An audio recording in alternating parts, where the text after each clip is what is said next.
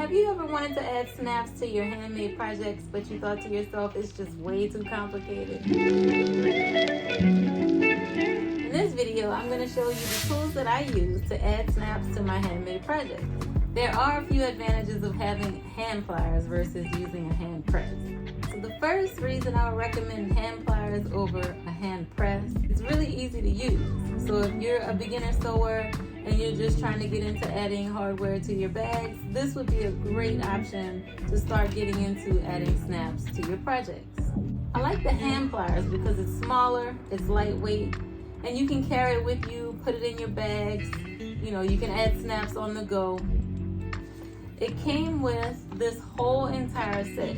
In the kit was this. There was also a little pointy stiletto. There was also a flathead screwdriver, but it also came with all different color snaps. It also came with metal snaps.